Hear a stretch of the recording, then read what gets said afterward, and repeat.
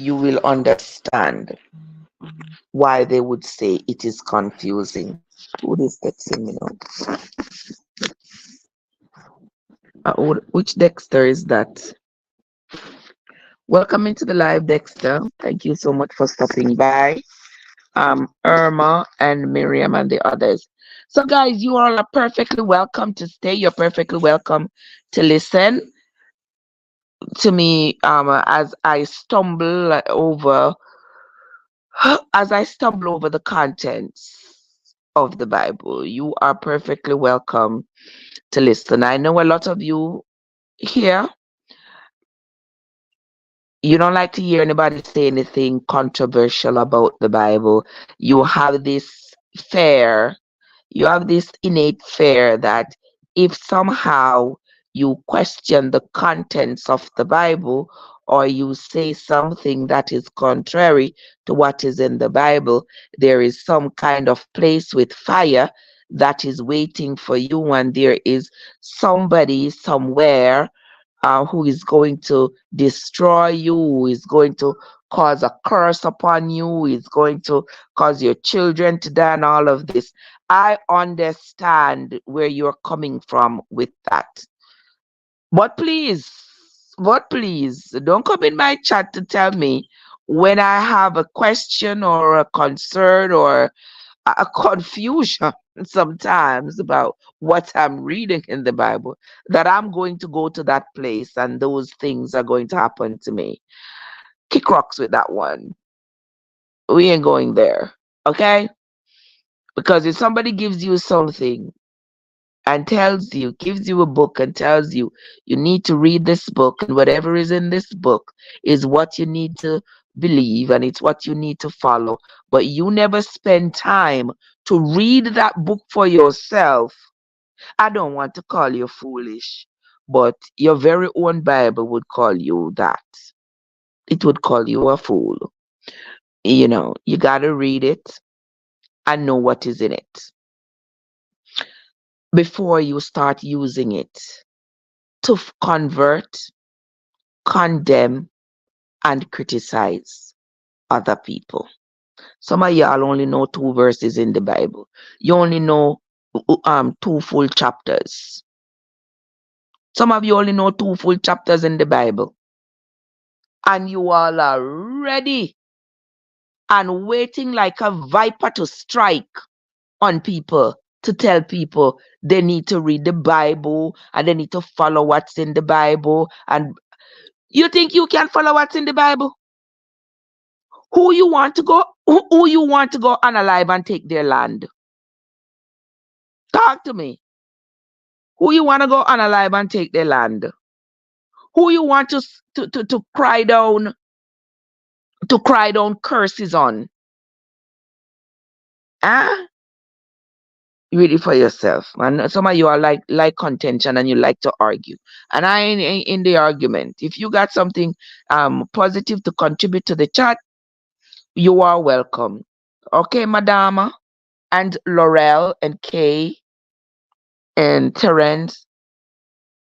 TikTok said 12 people who have passed through the live are my friends. 12 people. It could have been even one. I appreciate you all. Winsome, how are you doing, Sister Winsome? Good to see you. Good to see you. So, guys, I am streaming on the Talk and on the Tube. So, if you are on either platforms, you will be able to listen to this morning's reading. All right, Audrey. So this morning we are going to be reading the book of Malachi. So you pronounce it Malachi, however you pronounce it. I'm going to be reading from this book this morning, and this book is the last book in the book of is the last book in the Old Testament, and Malachi is also one of the minor prophets whose account was selected to be included in this compilation that we now know as the Bible. Yes, I did say this compilation because after all, the Bible, contrary to what we were taught, was not written. It wasn't that somebody was inspired, or persons were inspired and say, okay, write write a book that we're gonna call the Bible. No. um from Jewish civilization, they were encouraged to document their experiences, and so you find that um, Jewish ancient documentations are many, many, many, many, because a lot of people called themselves prophets.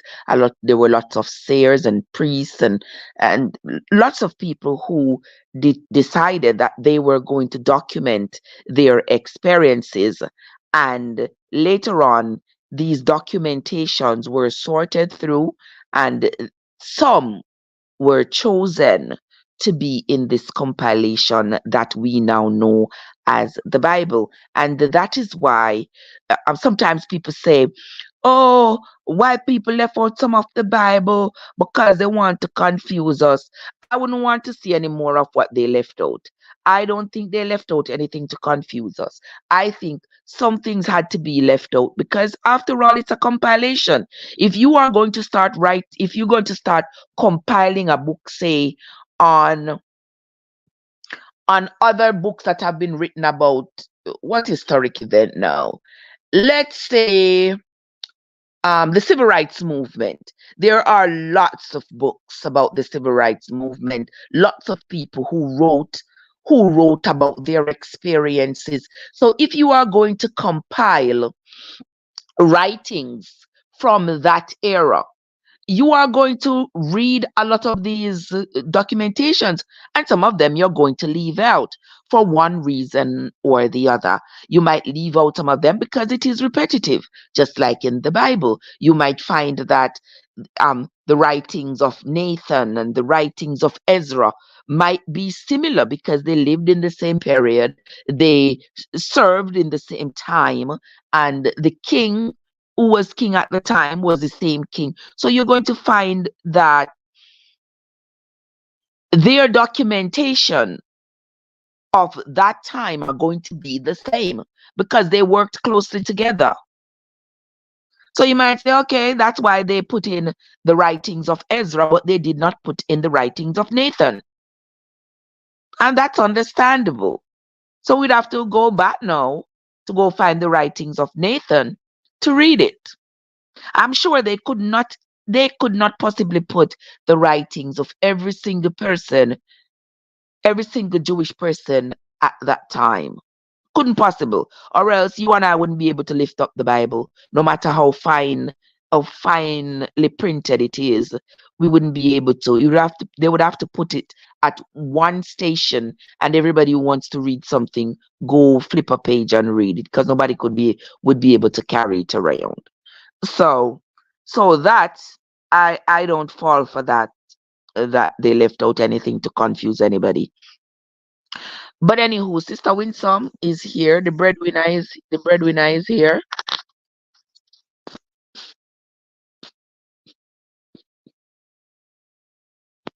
Oh, yes, Winsome. Winsome said I don't need to read the Bible yourself, just like how me I read it. And Winsome, if they read, that's why I invite everybody when I'm reading the Bible to get either a book Bible or a Google Bible. My friend was over here the other day. He said I need to read the New International Version. I haven't read the New International Version, but I don't know what the New International Version is going to say that's contrary to what the King James Version that I'm reading has to say.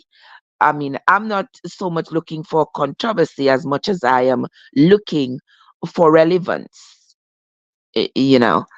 So we are going to we are going to continue with this reading. And those of you who don't like to read, you can come here each morning and follow along with me as I read. You know, it is it is what it is, and you might get some uncomfortable feelings from the scriptures, but for me it is okay. I know for some people who claim to be Christians, they get very, very uncomfortable because there's stuff in the Bible um that will do that for you. It will make you uncomfortable when you think about it and think about how you've been socialized and what you have been taught. But anyway, regardless of that, we are going to be reading. Get your book Bible or your Google Bible, guys. You are invited to come along on this journey with me as I continue on this quest to read the Bible from beginning to end. Let us begin. The book of Malachi, however you pronounce it. The book of Malachi. Hold on, let me just be able to see. Yes, win some. Somebody over here named the breadwinner. That's all right.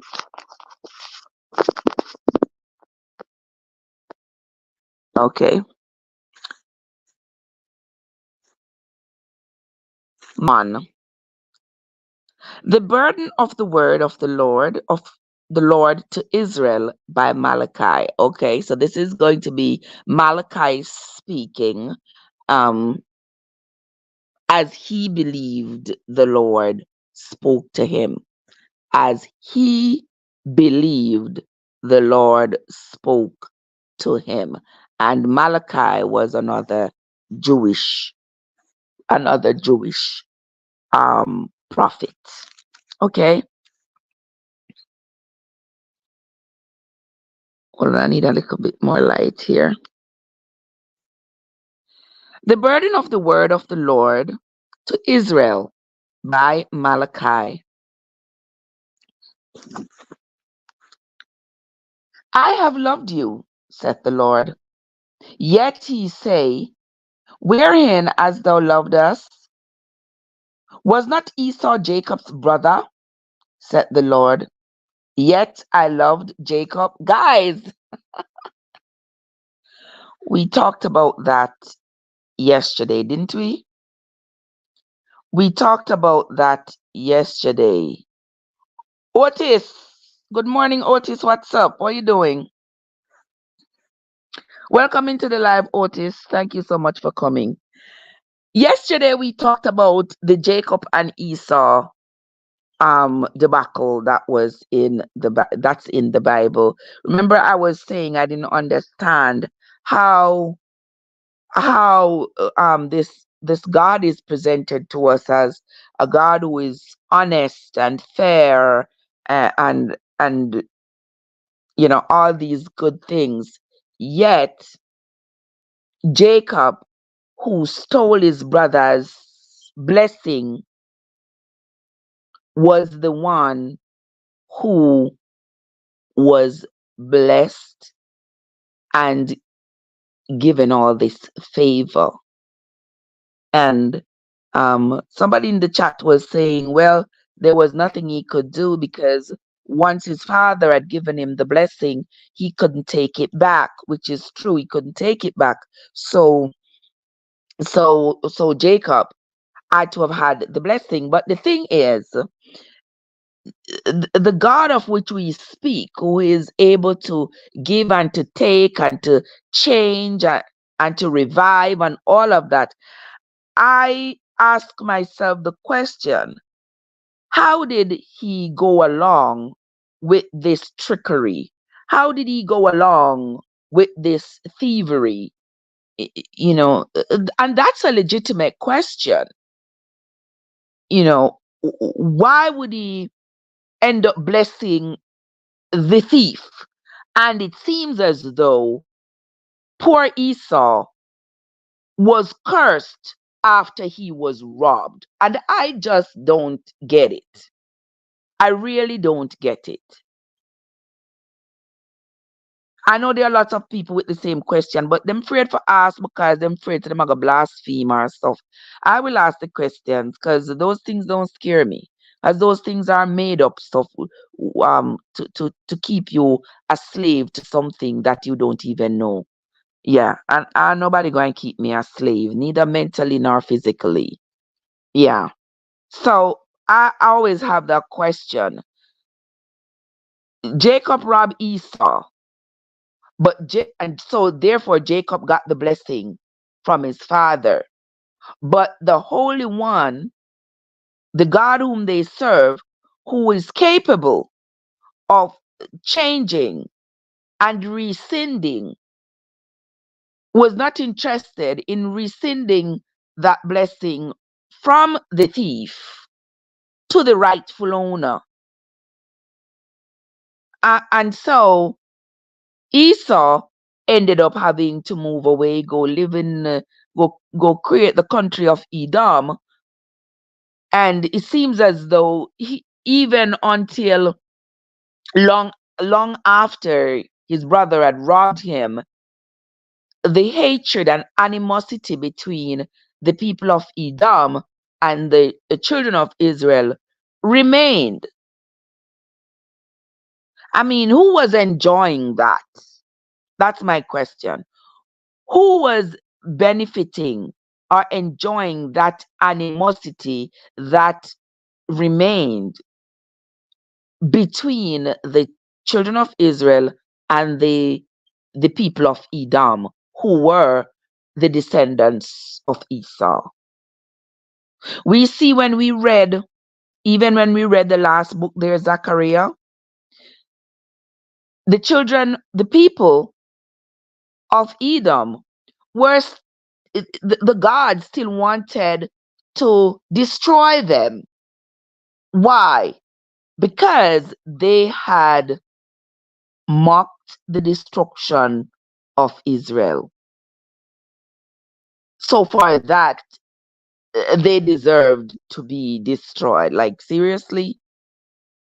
What was it that made this entity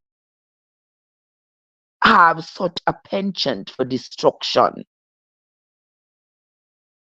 Could it be the way that they presented their God, the way they wrote about him, that was supposed to drive fear into the other Jewish people who would have read their writings, that has now been translated into into our lives, that we should also be afraid that this entity called God will destroy us if we don't? Because certainly this is how he's presented in these ancient Jewish writings. And some people ask me about why I usually say ancient Jewish writings. So what is it? The Bible. The Bible. Every single book of the Bible is written by a Jewish person. So these are ancient Jewish writings. If you don't like it, close your ears, lock your Bible, and keep moving. But it is what it is. It is the truth. Okay? All right. So before Winsome tell me, say may I chat too much. Hey G, good morning. How are you doing, my love? Good to see you. Patricia is here. Stephen is here. Caveman is here. Welcome into the live. Thank you all so much for stopping by. Thank you so much. Thank you so much. Bless up yourself, AG. Good to see you. Be safe on those streets, my love. Okay. Let us continue with the reading. For those of you who are just coming, we are reading the book of Malachi this morning. Let us continue. Now, I only paused because I was talking about Jacob and Esau as Malachi was talking about them. So let us continue. Verse 3 of Malachi chapter 1 is now, this is Malachi saying, the Lord is talking to him. All right. And Malachi said, the Lord said, and I hated Esau. When? Bless up yourself. Ever blessed. People, you're not coming up on here to come corrupt me Bible reading this morning. Wanna not stop asking about game business, Joe. Sophia, bless up yourself. Good morning, my love. How are you doing? Good to see you. Welcome, welcome, welcome. Thank you so much for coming. A time and a place for everything. Okay, these people keep on up request game business. I mean in a them and them game now. But anyway, thank you all for coming, guys. Thanks for the loves and thanks for the likes. All right. So verse 3 of Malachi chapter 1. And I hated Esau and laid his mountains and his heritage waste for the dragons of the wilderness. You know, ever things in the Bible, know that here say God say me hate somebody? All right. Make we start read that again. For those of you just coming, somebody just come and tell me if we start over. After this, me not starting over again. Malachi chapter 1. The burden of the word of the Lord to Israel by Malachi. I have loved you, saith the Lord. Yet he say, wherein hast thou loved us? Was not Esau Jacob's brother? Saith the Lord. Yet I loved Jacob, and I hated Esau, mighty God, and laid his mountains and his heritage waste for the dragons of the wilderness. Whereas Edom saith, we are impoverished, but we will return and build the desolate places. Thus saith the Lord of hosts, they shall build, but I will tear down, and they shall call them the border of wickedness, and the people against whom the Lord hath indignation forever. A wapo Esau do so, mighty God. All things, Miss Priceless. Hot girl, Miss Priceless. How you doing, my love? How you doing? Good to see you, my love. Welcome, welcome. Watch KZN now. Lord have mercy. KZN. Oh, KZN, send me one beer. Okay. Thank you, KZN. Thank you. Thank you. How you doing? Thank you for the beer. Not BEER, guys, but BEAR. The beer them not gonna eat me, and me I gonna eat them. Anyway, Miss Princess said, oh, I'm doing great, my love. Happy Wednesday morning. A Wednesday today, right? Oh, Jesus. God, every day when me have to go to work, me think about it. Me say, Lord God, me can't either win some money or something, man. Jeez and peas, But anyway, that was just a side note right there. leave, leave me alone, Sophia. Sophia, leave me alone.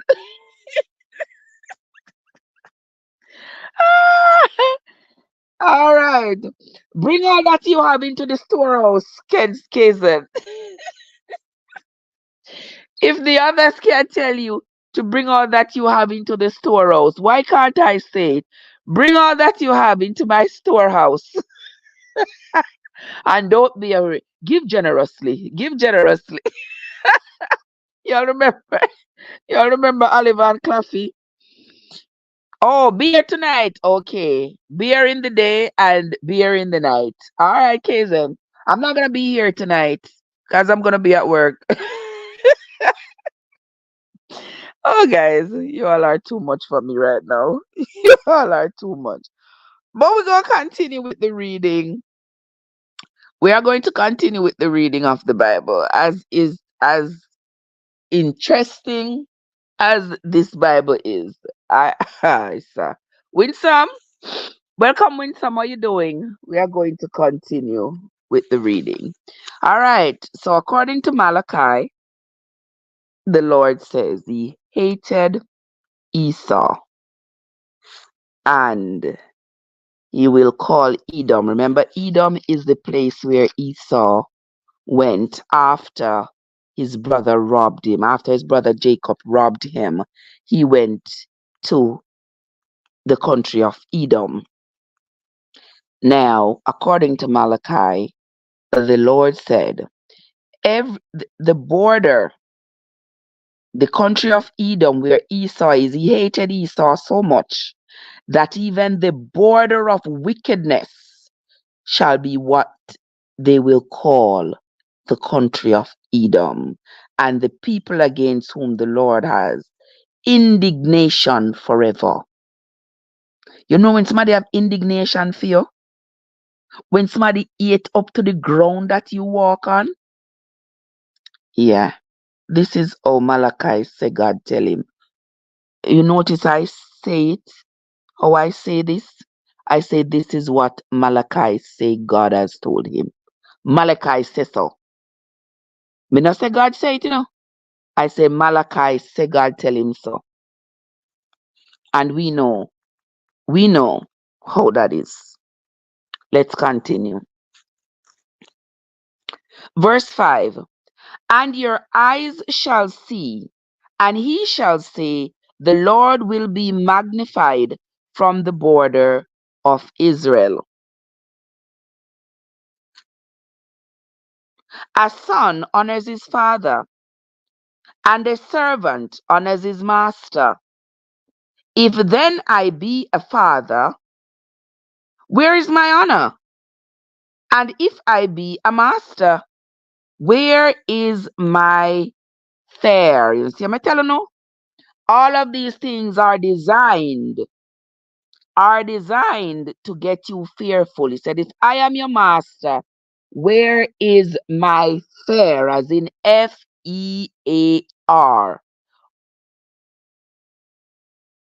Or is that Joseph? Joseph, what's up? Mr. Joseph, I'm there here now. My night wasn't too bad. Every time I wake up, all I can say is the night was good. No matter whether me sleep cripple up, crook up, not cripple up, no, Lord, please, no. But crooked up, or I choose the most uncomfortable places to sleep. But anyway, I mean, I don't know if that's a sign of I mean, I don't know. I don't want to say a sign of torment, but wherever the tree fall, there shall it lie. So wherever my tree fall at night, that's where I remain until the morning. So, and then when I get up, I just be grateful that my eyes open and I am alive. All right, but welcome, Joseph. Thank you so much for coming, my love. All right, guys, we're gonna read chapter 1, verse 6 again of the book of Malachi. It says, "A son honors his father, and a servant honors his master. If then I be a father, where is mine honor? And if I be a master, where is my fare?" All right, let that sink in. "Saith the Lord of hosts unto you, O priests that despise my name. And ye say, wherein have we despised your name? He offer polluted bread upon my altar. And ye say, wherein have we polluted thee? In that he say, the table of the Lord is contemptible." I wonder why you're in a good mood. Let me not have to keep it like that all the time, Joseph. I'm always in a good mood. It's very rarely that somebody disturbs my peace, and you know, yeah, we don't usually get angry. Maybe we get firm, but not really angry, cause me and anger not really work out well. Anything that gonna disturb my peace, me run gone left it. All right. Who else did come up in the chat? We are reading the book of Malachi, chapter 1, guys. If you are interested, get your book Bible or your Google Bible and let us read together. All right. This is my journey to read the Bible from the beginning to the end, and I have chosen to do it out loud on the internet. So whosoever want to follow along can follow along. Okay? Let's continue. Verse 8. And if he offer the blind for sacrifice, is it not evil? And if he offer the lame and sick, is it not evil? Offer it now unto your governor. Will he be pleased with thee, or accept thy person? Said the Lord of hosts. And now I pray you, beseech God that he will be gracious unto you. This hath been by your means. Will he regard your persons? Saith the Lord of hosts. Who is there even among you that would shut the doors for naught? Neither do ye kindle fire on mine altar for naught. I have no pleasure in you, saith the Lord.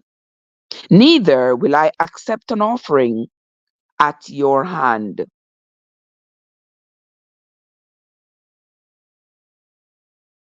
Who am I tell this? Him a tell Malachi this about Esau? People? Is Malachi saying the Lord is telling him this, all of this about Esau's people, the people of Edom? Because that's my understanding. Who else is here who got that understanding? It seems to me like Malachi is saying God is telling him all all these things against the Edomites, who are the descendants of Esau, because he prefaced with, I hated Esau. So I guess all these negative things and all these hateful things that Malachi has documented here, claiming the Lord said to him, is against Esau. All right. That's my understanding for right now, but that doesn't mean when I reread it on my own by myself, I might not interpret it differently. But for right now, that's where I'm at. Hmm. Okay. Let us continue. Verse 11. For from the rising of the sun even unto the going down of the sun, my name shall be great among the Gentiles. And in every place incense shall be offered unto my name, and a pure offering. For my name shall be great among the heathen, saith the Lord. All right. This is what Malachi, so the Lord said to him. Okay. Verse 12. But he have profaned it, in that he say, the table of the Lord is polluted, and the fruit thereof, even his meat, is contemptible.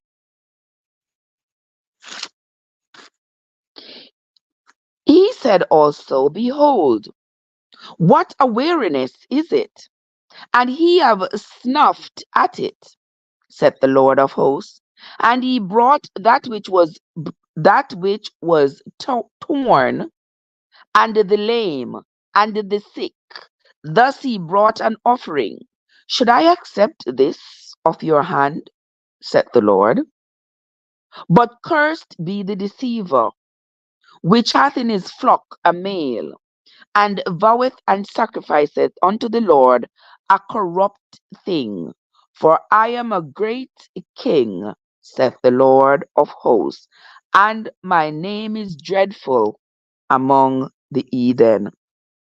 Now, guys, don't forget, that what I am reading, when you hear it says, saith the Lord, this is Malachi saying, the Lord tell him so. No, anybody can come up at any time and say, God tell them something. How you or me going to know that God tell them something? Huh? We not gonna know, right? So I guess all of these things in the Bible is left to one's belief, whether you want to believe or you don't want to believe. And I do not think that anybody has the right to condemn anybody else for not believing, because I don't have to believe what Malachi say God tell him. I don't have to believe that anybody tell Malachi so. I'm in a malice with God. If God want to tell me something, we tell me. If anything goes all right. But these words, these words, hatred, I hate. I I wouldn't expect, based on how I have been socialized into believing who this God is and what he stands for, the last thing I would ever want to believe is that he would deliberately say he hated somebody. Because honestly, guys, that's not how we have been socialized into believing that this God is. We see him as, we have been socialized, I should say, into believing that he's all good and powerful and merciful, and everything that has to do with goodness and grace and peace is of him. And then we have been socialized into believing that there is this second entity that is called the devil and Satan, and everything that is bad and evil and cruel and unkind is of Satan. But since God created everything and everyone, including Satan, and since he knew everything that was going to happen even before it happened, and since he has the power to destroy everything that is unkind and contentious and not peaceful, why do we continue to experience those negative energies? Why wasn't or wouldn't this Satan be destroyed? And when we can't come up with an answer or a justification for why this Satan has not been destroyed yet, we find comfort in believing that one day somebody's going to come out of the sky and wake up all the dead people and cast away sin, and there's going to be no more sin, and Satan going to be thrown in a pit of fire, and all the people who disobeyed God, they're going to be thrown into a pit of fire. Honestly, it's the same fear mongering like was used in the Bible. You notice I see fear mongering that was used among the Jewish people. That's why a lot of them ran away and went to go to other places, because it was too much for them. Do you all realize that? It was. They were bombarded day and night. Day and night, their leaders bombarded them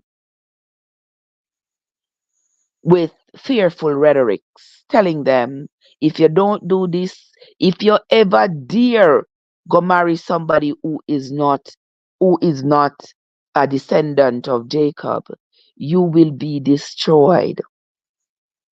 The fear that those people lived with is the same kind of fear that has a lot of us imprisoned mentally right now. But let us continue reading. Mr. Bertel Campbell in the place. Welcome, Bertel. Welcome. But let us continue. We are now going to be reading chapter 2 of the book of Malachi. And now, O ye priests, this commandment is for you. Now, don't forget, this is Malachi claiming that the Lord is talking to him. All right. And now, O ye priests, this commandment is for you. If he will not hear, and if he will not lay it to heart, to give glory unto thy name, saith the Lord of hosts, I, I will even send a curse upon you. I'm telling you about the fear. Yes, the fear mongering continues. If you don't, you will be cursed. If you, all of that. It's not I know that you will fail or I know that you will come short. But here is what you're going to do if you feel like you are going to fail. It is not, it is just a curse. Fair. Let us continue. And now, O ye priests, this commandment is for you. If he will not hear, and if he will not lay to heart, to give glory unto thy name, saith the Lord of hosts, I will even send a curse upon you, and I will curse your blessings. I will curse your blessings. Yea, I have cursed them already, because ye do not lay it to heart. This is a man named Malachi saying God said these things to him. All right? We just want to bear that in mind, because a lot of times when you see the Bible say, oh, the Lord say, we forget that it's somebody who wrote it and said the Lord tell them so. But let us continue. Behold, I will corrupt your seed.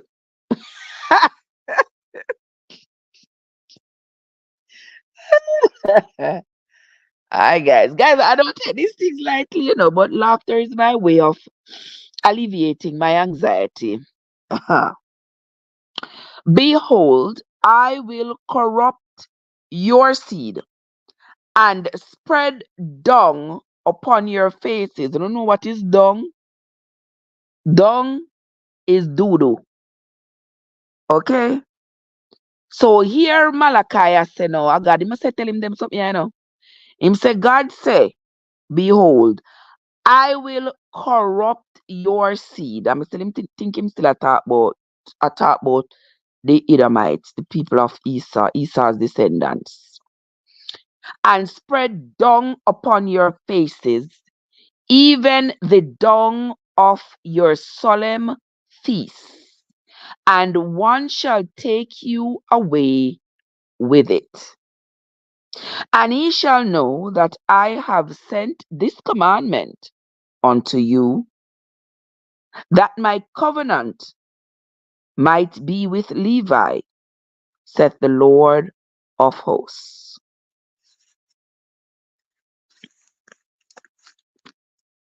My covenant was with him of life and peace, and I gave them to him for the fare wherewith he fared me, and was afraid before my name. So if you say Malachi sound hateful towards Esau, all right, sister. Okay. Because remember, Malachi said this, the God tell him so. Okay. Let us continue. Verse 5, my covenant was with him of life and peace, and I gave them to him for the fare wherein he feareth me, and was afraid before my name. The law of truth was in his mouth. Now I'm talk about Levi, because in a verse 4 it says, and he shall know that I have sent this commandment unto you, that my covenant might be with Levi. So said the Lord say no. My covenant was with him of life and peace, and I gave them to him. I guess this him he's talking about is Levi, for the fear wherewith he feared me, and was afraid before my name. The law of truth was in his mouth, and iniquity was not found in his lips. He walked with me in peace and iniquity, and did turn many away from iniquity.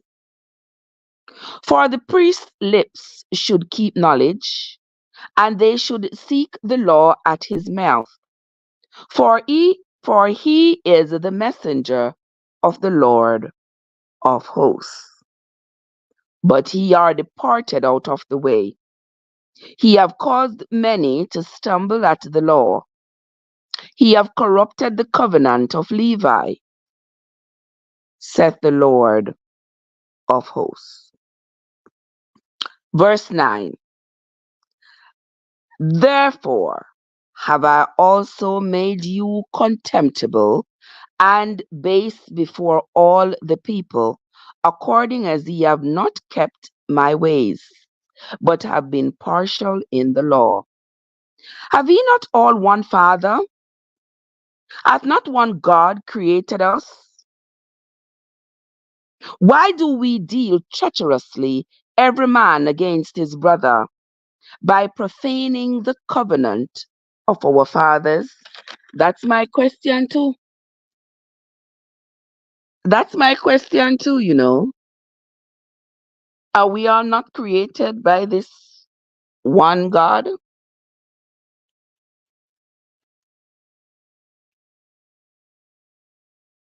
Let us continue. Hmm. Malachi got a lot to say here. Now he's on to Judah. He has cursed Esau. Now he has spoken of Levi. Now he's on to Judah.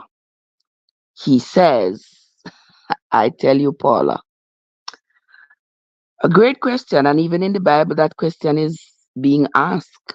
And in the Bible, I believe, is where the answer should be. Well, let us continue. Judah hath dealt treacherously, and an abomination is committed in Israel and in Jerusalem. For Judah hath profaned the holiness of the Lord, which he loved, and hath married the daughter of a strange God. Hmm. Judah has married the daughter of a strange God. I'm going to mark that right there. I'm going to mark that right there. I'm going to mark that. And the reason I'm marking that specifically is because I was just in my thoughts yesterday. I was thinking about David. And I was thinking how you all remember that the daughters of Lot, they raped Lot. It's Sophia says Malachi didn't like his brothers at all. Malachi seems to either be onto something or something is onto him, one way or the other. But yesterday, as it talks here about Judah having married a daughter of a strange God, I was thinking about how, according to the prophets of Israel, remember Moses had told the children of Israel they were not allowed to marry outside of the descendants of Jacob, right? Because they didn't want to, quote unquote, corrupt their lineage. Even though a lot of the people around them were their relatives, they were still not allowed to marry anybody who was not a descendant of Jacob. I tell you all the time, while Moses was telling the people that, though, he was married to a whole Ethiopian. But put that aside, we're going to talk about David. David's lineage is also from Moab. Remember, for those of you who read the Bible, remember, Moab was one of those sons that was born to Lot and his daughters. Remember when Sodom and Gomorrah burned down and Lot and his two daughters escaped into the cave and they were there for some time. The daughters, when them I start ride them, I know some of you say it, but when the daughters were in heat and they wanted, why am I saying heat? Heat sound like animal, right? But when the daughters um wanted to have adult relations. Let me say it like that. Come on, Trev, get yourself together. When the daughters wanted to have adult relations with a man, there was no man there, only their father. They make him drunk and then they molested him. Both of them got pregnant and each of them had a son. One son was Ammon and the other son was Moab. Now, the people who are the Moabites in the Bible are the descendants of the son that was called Moab. Now, if you all remember, in the book of Ruth, Naomi, Naomi and her husband Emelech and her two sons, Malon and Chilion, had gone to Moab. You know, those people, they like to walk about, they go to other countries for whatever reason, for one reason or the other. They had gone over to Moab. That was Naomi and her husband and her two sons. And while they were over there, her two sons married two Moabite women. One married Orpah, one married Ruth. The husband died over there, the two sons died over there. Now, me just like give you the little history now. Some can follow me. I mean, I like just drop things down. So I like when y'all follow my chain of thought. So when Naomi left Moab, say she was going back to Jerusalem to her people, she told her two daughters-in-law, say, y'all can go back to your parents because your husbands, who are my sons, they are dead. I'm not gonna have any more sons for you all to marry. And even if a man should come tonight and marry me and get me pregnant, are you all gonna stay with me until these sons become men for you to marry them? No. And I'm getting old, so I will go back to my people and you all can go back to yours. Ruth was the one who said, no, wherever you go, I will go.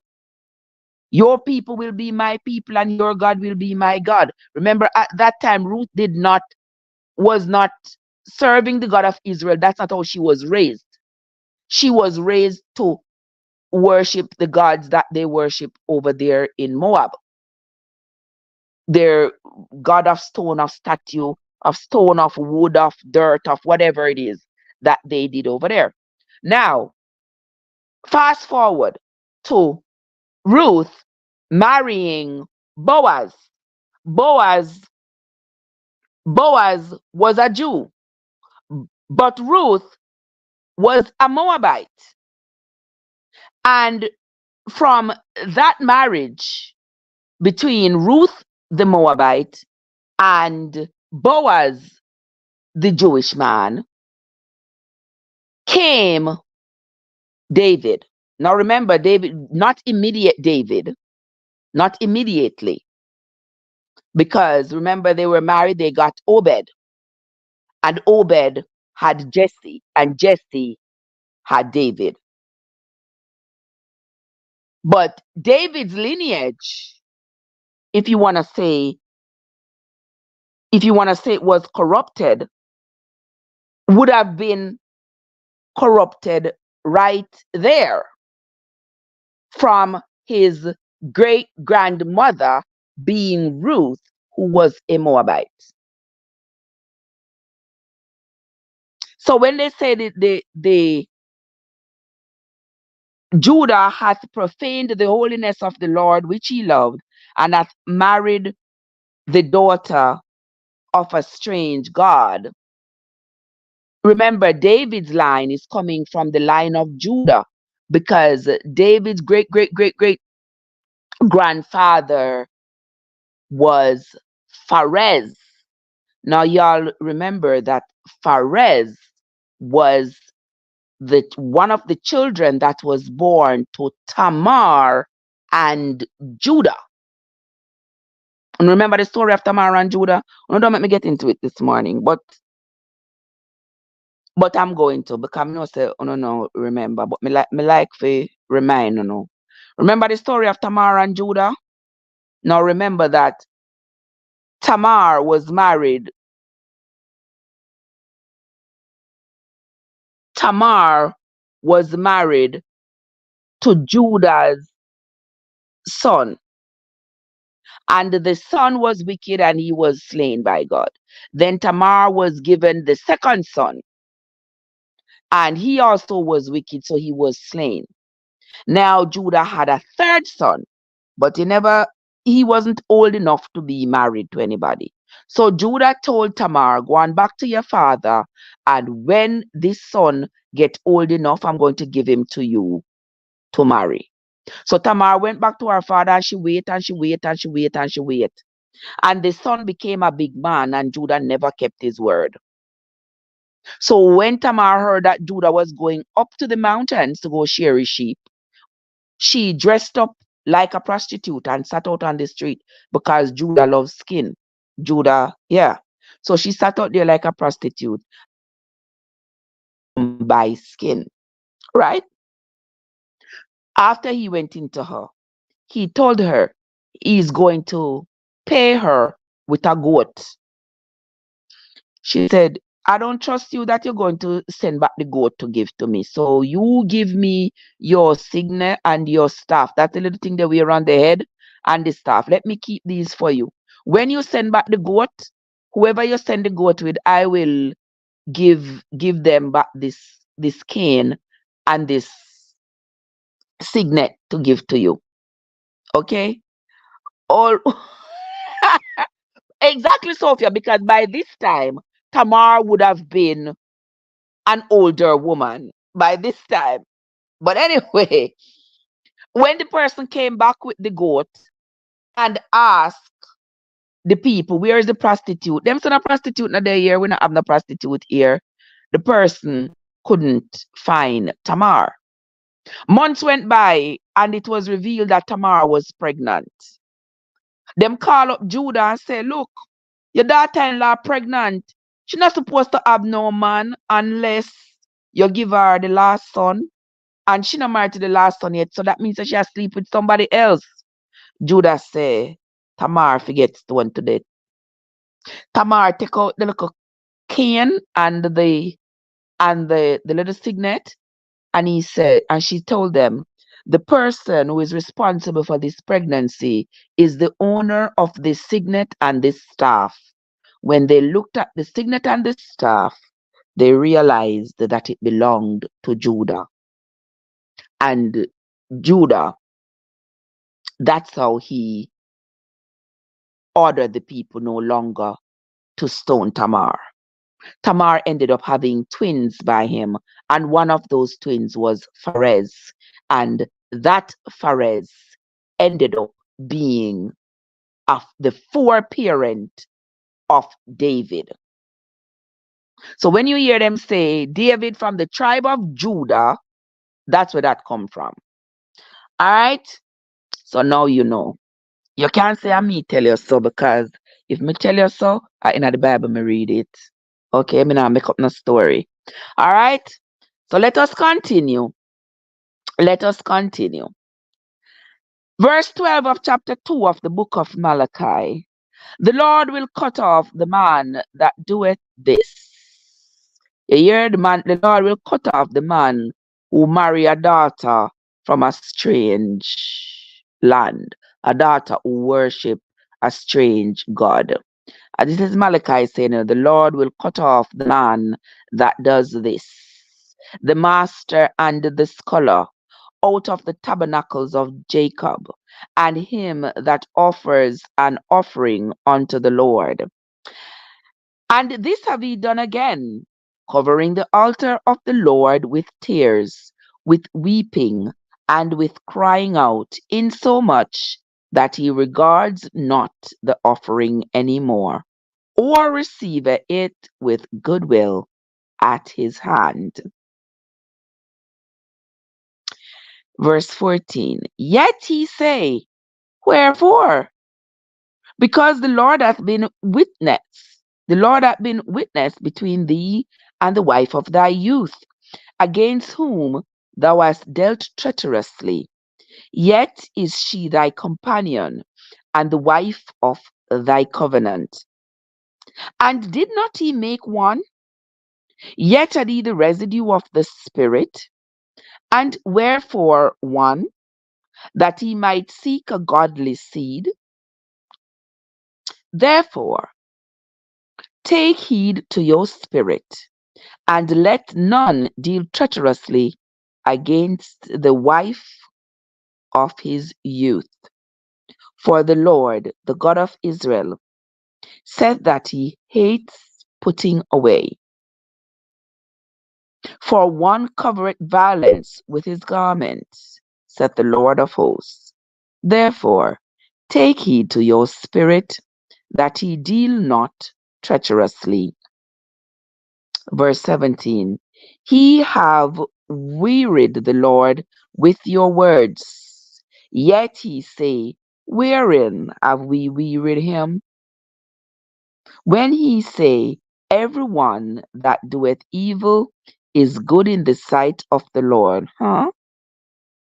Let me read that again. He have wearied the Lord with your words. Yet he say, wherein have we wearied him? When he say, every one that doeth evil is good in the sight of the Lord, and he delights in them. Or, where is the God of judgment? Okay, so here he's saying that, you know, who is he talking to at this point? To Judah, telling him it's like you give the Lord headache. Us chick, us chickilin, US chick,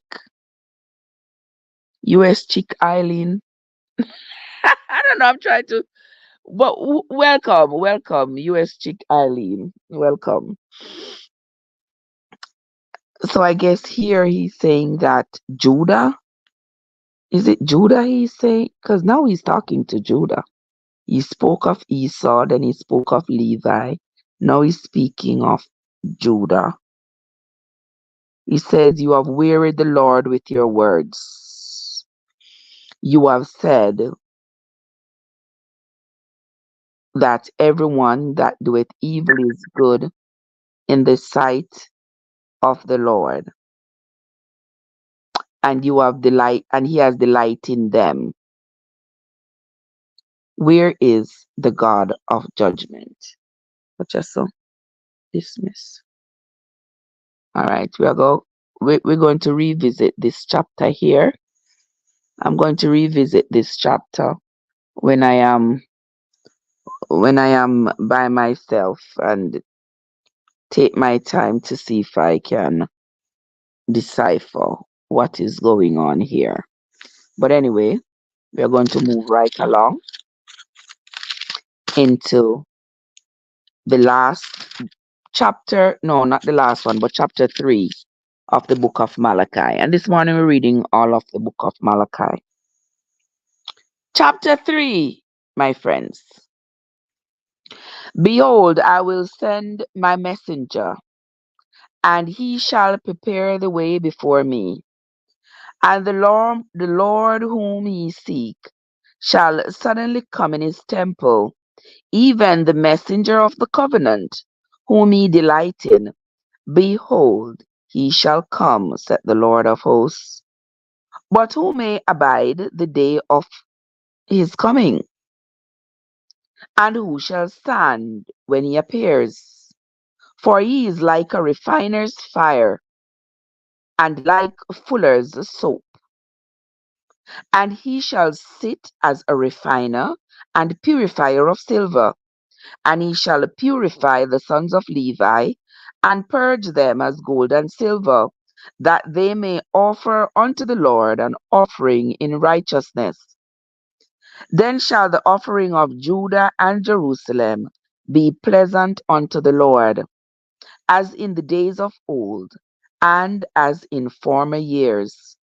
And I will come near to you to judgment, and I will be a swift witness against the sorcerers, and against the adulterers, and against the false swearers, and against those that oppress the hireling in his wages, the widow, and the fatherless, and that turn aside the stranger from his right, and fear not me, saith the Lord of hosts. For I am the Lord, I change not. Therefore ye sons of Jacob are not consumed. Even from the days of your fathers ye are gone away from my ordinances, and have not kept them. Return unto me, and I will return unto you, said the Lord of hosts. But he said, wherein shall we return?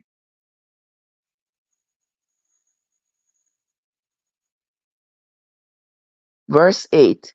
Will a man rob God? Yet he have robbed me. But he say, wherein have we robbed thee? In tithes and offerings. Well, other people, let me read this again. Verse 7 says, even from the days of your fathers ye are gone away from my ordinances, and have not kept them. Return unto me, and I will return unto you, said the Lord of hosts. But he said, wherein shall I return? Wherein shall we return? Will a man rob God? Yet he have robbed me. But he say, wherein have we robbed thee? In tithes and offering. He are cursed with a curse, for he have robbed me, even this whole nation. Bring ye all the tithes into the storehouse, that there may be meat in my house, and prove me now herewith, saith the Lord of hosts, if I will not open you the windows of heaven, and pour you out a blessing, that there shall not be room enough to receive it. Let me read this again. Let me read this again. Bring ye all the tithes into the storehouse, that there may be meat in my house, and prove me now herewith, saith the Lord of hosts, if I will not open you the windows of heaven, and pour you out a blessing, that there shall not be room enough to receive it. And I will rebuke the devourer for your sakes, and he shall not destroy the fruits of your ground, neither shall your vine cast her fruit before the time in the field, saith the Lord. Now this is Malachi saying, the Lord saying this to him, Don't forget.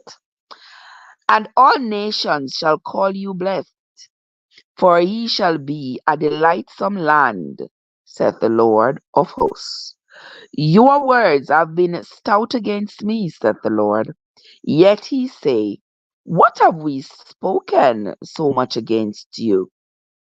He have said, it is vain to serve God. And what profit is it that we have kept his ordinance, and that we have walked mournfully before the Lord of hosts? And now we call the proud happy. Yea, they that work wickedness are set up, Yea, they that tempt God are even delivered. Then they that feared the Lord spake often one to another, and the Lord hearkened and heard it, and a book of remembrance was written before him for them that feared the Lord, and that thought upon his name. And they shall be mine, saith the Lord of hosts, in that day when I make up my jewels, and I will spare them as a man spares his own son that serves him. Then shall he return and discern between the righteous and the wicked, between him that serves God and him that serves him not. Let us continue. We are now on to chapter 4. We some of us stop Rob God. When me a Rob God off, sister. When me a Rob God off. Oh, it's so you're not easy. All right. The Malachi say, God say, I to bring all of the stuff coming at the storehouse. Bring all of the tithes and offering. All of the money coming at the storehouse. Malachi say, God says so. All right. We're going to see if Malachi going to tell us what's the motive now in chapter 4. We're on to chapter 4, and actually, this is the last chapter of the book of Malachi. Tafarim is in the place. Tafarim, welcome. How you doing? Thank you for stopping by. Let us read Malachi chapter 4, the last chapter of the book of Malachi, and also the last chapter of the Old Testament. For behold, the day has come that shall burn as an oven, and all the proud, yea, and all that do wickedly shall be stubble, and the day that cometh shall burn them up, saith the Lord of hosts, that it shall leave them neither root nor branch. But unto you that fear my name shall the Son of Righteousness, and that Son is S-U-N, shall the Son of Righteousness arise with healing in his wings, and he shall go forth and grow up as calves of the stall, and he shall tread down the wicked, and they shall be ashes under the soles of your feet in the day that I shall do this, said the Lord of hosts.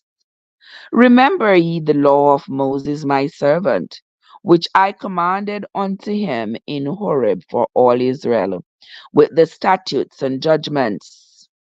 Behold, I will send you Elijah the prophet before the coming of the great and dreadful day of the Lord. I will send you Elijah the prophet.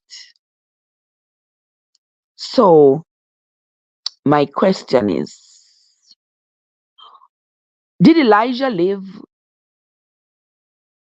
after Malachi? It sounds like Elijah lived after Malachi, right? Because we did read of Elijah in the Kings, right? We did read of Elijah in the Kings. So this would tell me that, because guys, the Bible isn't written in chronological order. These books are gathered together. Um, I'm not gonna say like haphazardly, but not with like great thought about putting them in the order in which they occurred. that wasn't the thought at the time. The thought at the time, I believe, was just getting some these Jewish writings and just sorting them through and deciding which ones are going to be put in this compilation and which ones were not going to be put in. And so when they put them in, they didn't put them in chronological order and say, okay, this happened 100 year BC. Let me put it first. This happened 90 years BC. Let me put it next. This happened 50 years BC. Let me put it. They didn't do that. They just chuck them in, if you will. So here he says, Malachi says, the Lord says to him, behold, I will send you Elijah the prophet before the coming of the great and dreadful day. And this great and dreadful day is this day that he spoke of, in which he's going to burn everything, everybody, all the wickedness of the earth like an oven.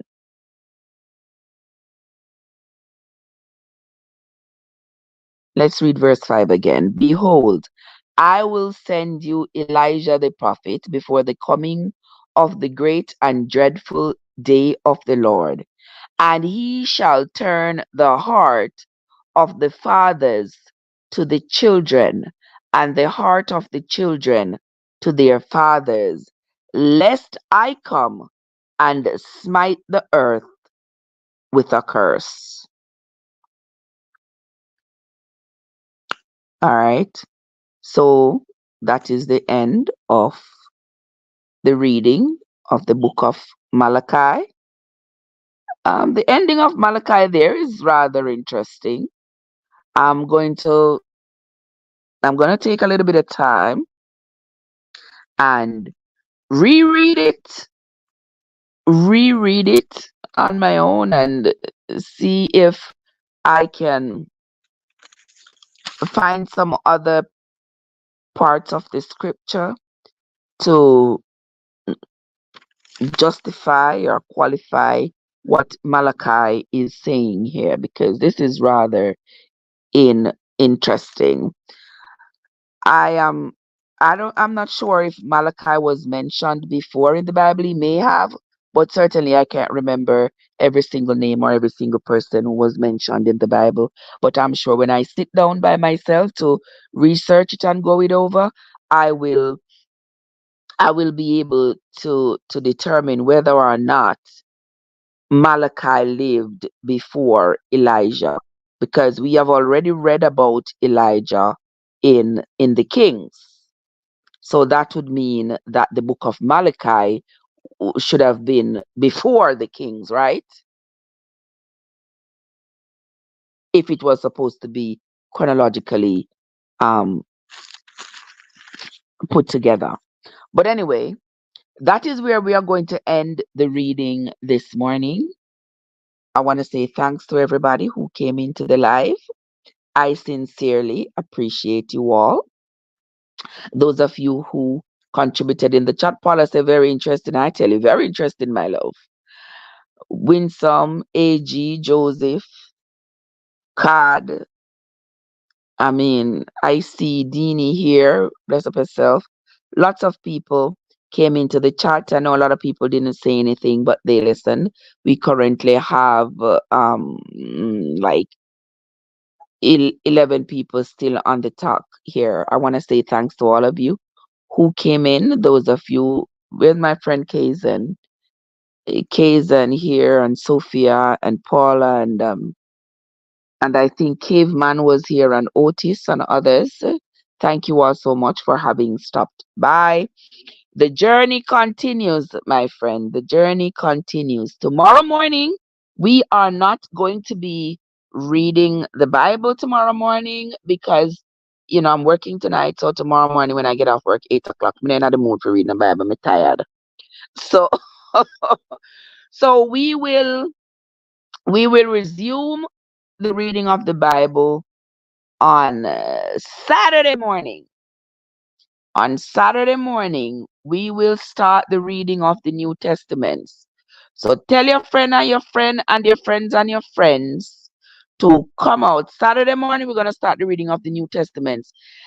Ever since I've been reading the Bible, people in the chat have been telling me, wait till you get to the New Testament. Wait till you get to the New Testament. And 2 years later, we are finally there at the New Testament. We are going to be starting this on Saturday morning at around this time, this same place. You all should join me then. Uh, Sophia say, I love you, blogging. Thank you so much, my love. Thank you so much. Yeah. I don't know why I decided to do this out loud, but I mean, may as well. May as well.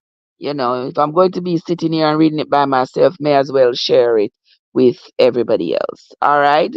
And you are off that day too, so you will be here. Okay, my love. So around this time in the morning, I usually start at 4, between 4 or 5 o'clock, somewhere around there. We will be reading. We will be reading, starting the reading of the New Testament. And look at it. The New Testament come up just about the same time as Easter is coming up with the crucifixion. Ain't that something? I think nothing is happening by chance. But that's what we're going to do on Saturday. So thanks again, everybody who has come into the live. I sincerely appreciate you all. I hope, if nothing else, you all learned something from from the live this morning, because I come here not just to flap my lips, but to help us as we go along, as we the same questions and concerns I have about the Bible. I am sure as a book that it is not specific to me, but there are others out there who have the same concerns and questions about the Bible, but them just can't bother read it because it too big and it too long and it too confusing and all these things. Well, I will be the guinea pig. I will read it, and the confusion, I will bear the confusion of you all on my own shoulders. All right. That's going to be it from me for this morning, my friends. Until next time, this is Trev from Trevessence, where your journey matters. Have yourselves a great day, everybody, and I will see you all later. Have a great day, guys.